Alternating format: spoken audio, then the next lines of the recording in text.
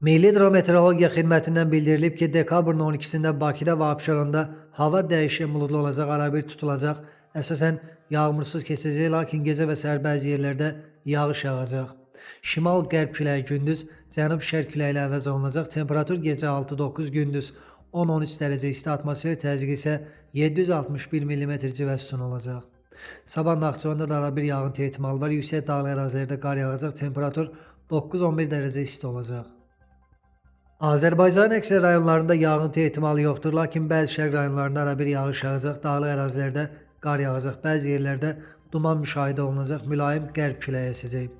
Temperatur gecə 3-7, gündüz 9-14 dərəcə isti, dağlarda gecə 0-5 dərəcə şaxta, gündüz 3-8 dərəcə isti olacaq. İstənilən hava şəraitində hər birinizə xoş əhval-ruhiyyə arzu edirik.